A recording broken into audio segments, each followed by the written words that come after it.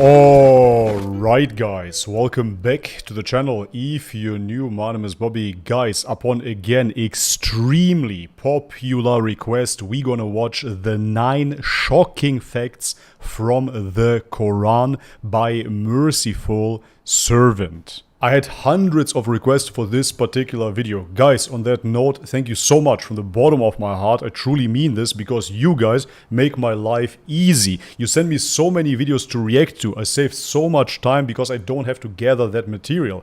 Back in the day when I was doing only nutritional reaction videos, vegan reaction videos, I was spending hours every single day to find those videos to react to. So again, thank you so much for making my life easy, and with no further ado, let's have a look.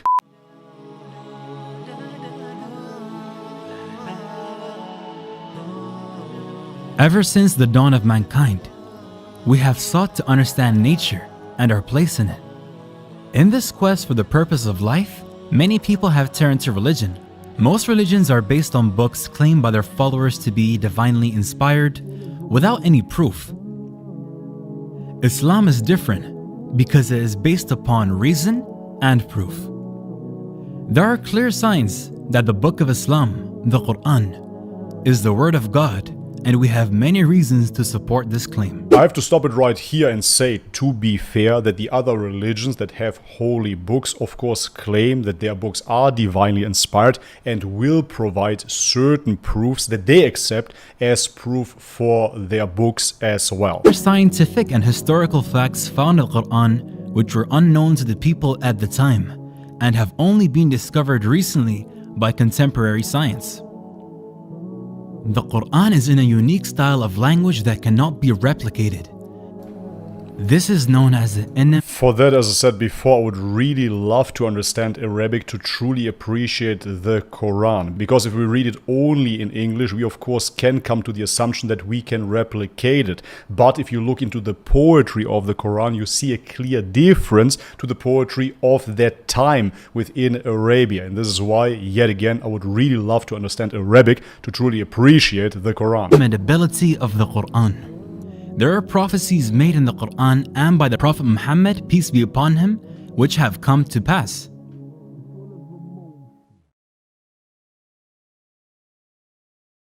The following are some facts found in the Quran. Number 1. Origin of life. Water is essential for all living things. We all know that water is vital to life, but the Quran makes a very unusual claim. We made every living thing from water. Will they not believe? Yep, that is true. In this verse, water is pointed out as the origin of all life. All living things are made of cells. We now know that cells are mostly made up of water. For example, 80% of the cytoplasm, basic cell material, of a standard animal cell is described as water in biology textbooks. The fact that living things consist mostly of water was discovered only after the invention of the microscope. In the deserts of Arabia, the last thing someone would have guessed is that all life came from water. Yes, that is extremely powerful. The video is correct here, especially in the desert where you don't have much water, if water at all, at an oasis maybe. Then to have a desert dwelling man from Arabia to come to the conclusion that everything is made from water in the desert is of course mind-blowing. Number 2. Iron. Iron is not natural to the earth. It did not form on the earth but came down to earth from outer space. This may sound strange, but it's true. Scientists have found that billions of years ago, the earth was struck by meteorites. These meteorites were carrying iron from distant stars, which had exploded. Very interesting. The same applies possibly to mushrooms. The theory is called panspermia, as far as I know, that many planets have been fertilized with a living matter, and therefore they say that the same applies to mushrooms, to fungi. So therefore it wouldn't be surprising to me that the same could apply to iron. The Quran says the following on the origin of iron. We sent down iron with its great inherent strength and its many benefits for humankind.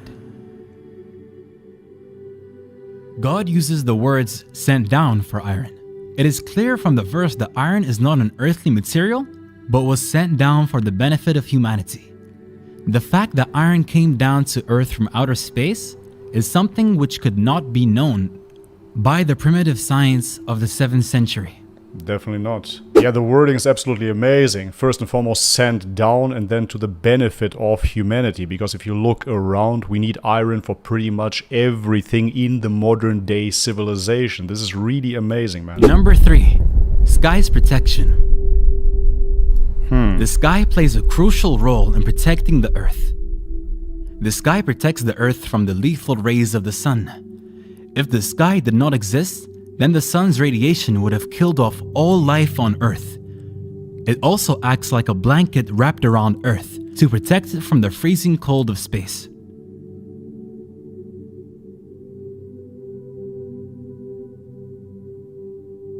If this temperature was to reach Earth, then the planet would freeze over instantly. Yeah. The sky also protects life on Earth by warming the surface through heat retention, greenhouse effect, and reducing temperature extremes between day and night. These are some of the many protective functions of the sky. The flat earthers will say that this is the protective function of the dome. Let me know in the comment section what you think, guys. The Quran asks us to consider the sky in the following verse. We made the sky a protective ceiling, and yet they are turning away from our signs.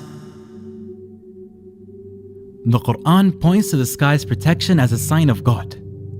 The protective properties of the sky were discovered by scientific research conducted in the 20th century. Number 4. Mountains. The Quran draws our attention to a very important characteristic of mountains. Did we not make the earth as a resting place and the mountains as stakes? The Quran indicates that mountains have deep roots by using the word stakes to describe them. In fact, mountains do have deep roots, and the word stakes is an accurate description for them. A book titled Earth by geophysicist Frank Press explains that mountains are like stakes and are buried deep under the surface of the earth. Mount Everest, the height of which is approximately 9 kilometers above ground, has a root deeper than 125 kilometers. Wow, man.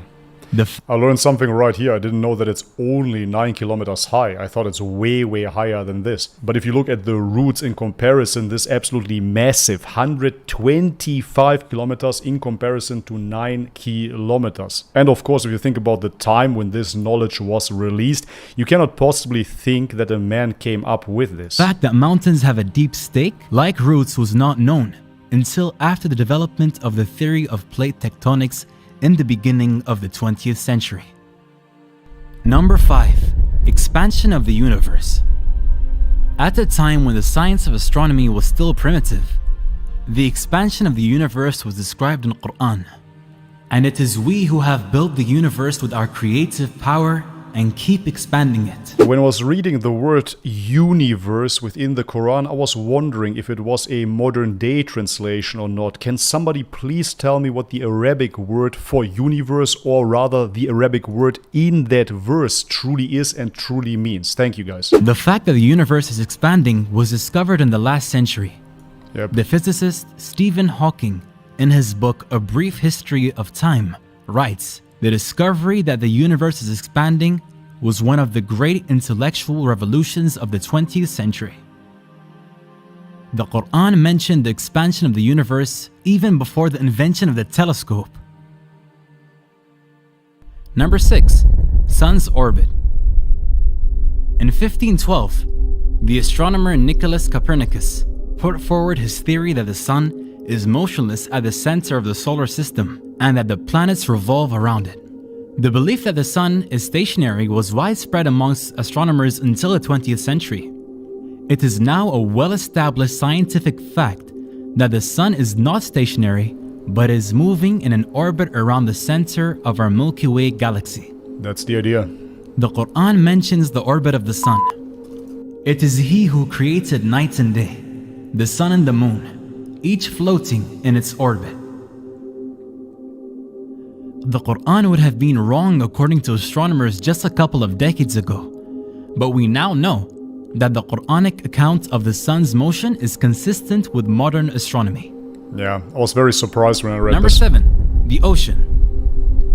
The Quran uses imagery to convey its deep meanings. Here it describes the state of the unbelievers as darkness out in a deep ocean, which is covered by waves, above which are waves, above which are clouds, layers of darkness, one upon the other. When one puts out his hand therein, he can hardly see it. Those God gives no light to, they have no light.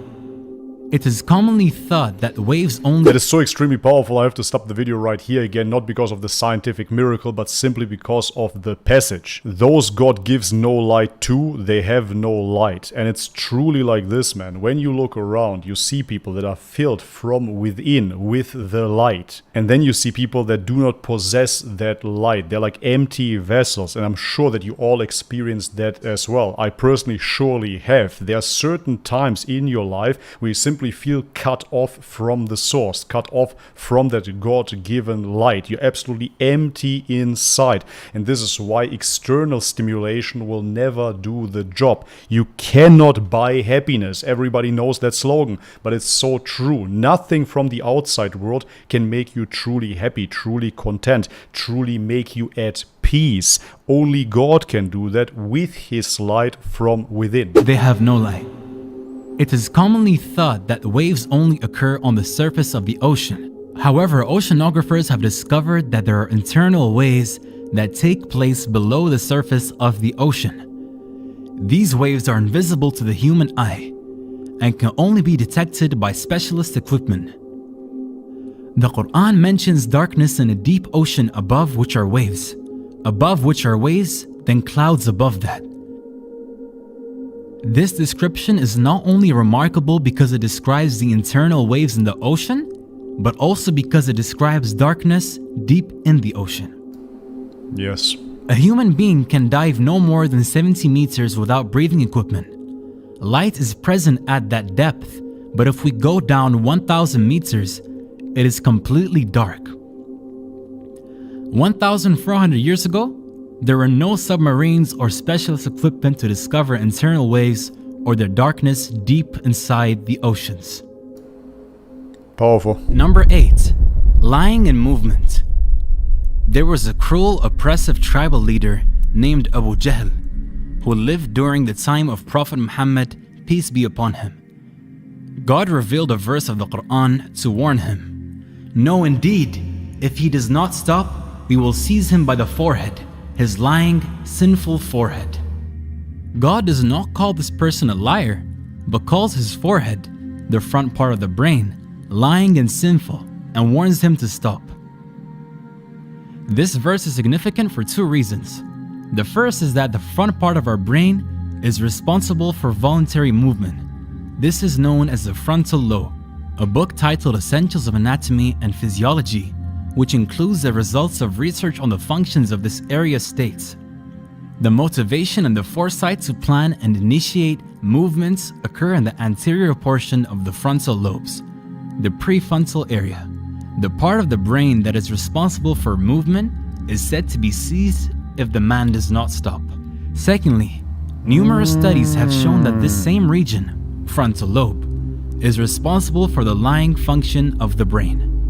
One such study at the University of Pennsylvania, in which volunteers were asked questions during a computerized interrogation, it was found that when the volunteers were lying, there was significantly increased activity in the prefrontal and premotor cortices frontal lobe region. The front part of the brain is responsible for movement and lying. The Quran links movement and lying to this area. These functions of the frontal lobe were discovered with medical imaging equipment, which was developed in the 20th century. I'm very impressed, man. It's very interesting to see that all of those scientific facts came out in the 20th century, so who knows what else is hidden within the Quran, and we might see it in the next coming decades or even in the next coming millennia, who knows? Number 9. Pain receptors. For a long time, it was thought that the sense of feeling and pain was dependent on the brain. Yeah. However, it has been discovered that there are pain receptors present in the skin, Without these pain receptors, a person would not be able to feel pain. I didn't know Consider the following verse on pain. But don't those receptors signalize to the brain? I think so.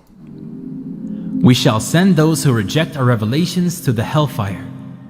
When their skins have been burned away, we shall replace them with new ones so that they may continue to feel the pain. God is Almighty, All-Wise.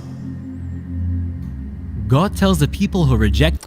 I think this could be interpreted either way. So if you truly have receptors within the skin and they are alone by themselves, they do not communicate to the brain, which I doubt. Sure, you could interpret it as such, but moreover, even if the skin itself simply transmits it to the brain, then to replace the skin would do the same job essentially. His message that when they are in hell and their skins are burnt off, so they can't feel any pain, He will give them new skins so that they continue to feel the pain. The Quran makes it clear that pain is dependent upon the skin. The discovery of pain receptors in the skin is a fairly recent discovery for biology. These are just some of the many facts found in the Quran. It is important to know that the Quran is not a book of science, but that it is consistent with science. To claim that scientific facts in the Quran are due to coincidence would be irrational. The best explanation is that God revealed this knowledge to the Prophet Muhammad. Just like the Quran contains knowledge about the natural world, it also contains information about the inner dimensions of our souls. It relates to our feelings, wants, and needs. The Quran informs us that we have a purpose in life and that following God's guidance will lead us to an inner peace in this life and paradise in the hereafter, and that rejection of His message will lead to depression in this life and hellfire after death. We shall show them our signs in the universe and within themselves, until it becomes clear to them that this is the truth. Is it not enough that your Lord is the witness of all things? As always, guys, I'm not an Islamic scholar, I'm just a Christian reacting to Islamic videos, but this passage here is truly powerful to me yet again. We shall show them our signs in the universe and within themselves. And I believe that this is the root of every true spiritual teaching, because of course you can see the signs in the universe. If you look around you as a believer, you can see that everything is created by God, and like that you can get to know God to a certain extent. But the true magic happens within, so to speak. If we direct our focus inwards, this is where we can truly experience the light of God.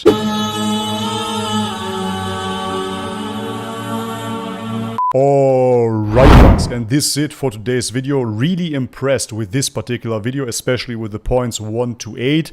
The 9th one, yeah, sure, you could interpret it as such that it is due to the receptor sites. Either way, getting your skin ripped off and replaced will hurt, even besides the point of the receptor sites. Nevertheless, the video was extremely educational, and moreover, I found the points to be valid. It would be really interesting to see the Christian or the atheist side even debunking or trying to debunk those points. To me personally, this was very clarifying and confirming yet again of the miracle that the Quran is. I know, guys, people are wondering, how can you call the Quran miraculous but you're not converting to Islam? I said it before. This time around, I'm truly taking my time. Please respect that. On top of that, if you truly believe in the Quran, you know that Allah guides who He wills. So therefore, no matter how much you push a person, you will never be the reason for a true conversion. In my lifetime, I experienced so many different movements, be it in sport, be it in the party scene, be it spiritually and whatnot. I explored so many different fields, and I would always jump head first into it without waiting. I found out about veganism, boom, the next day I become a vegan. I find out about bodybuilding, boom, the next day I am in the gym. I was always extremely fast to jump to conclusions, and I didn't have enough patience. This is totally normal in your teens, in your 20s, but nowadays I'm in my 30s, I'm a father. I have the responsibility not only for myself but for my whole family. You have to take that into consideration. If I make a decision, I make the decision for my whole family, and this is why this time around I explore, I learn about every single detail before I make a decision. I hope you understand this. Alright guys, but this is it for today's video. If you liked it, leave it a thumbs up. If you haven't subscribed already, guys, please do so. And if you want to support this channel via Patreon, all the links are in the description box below. Thank you so much for your ongoing support to my patrons and to my viewers. Alright guys, but this is it. As always, may God bless you all. Much love and peace.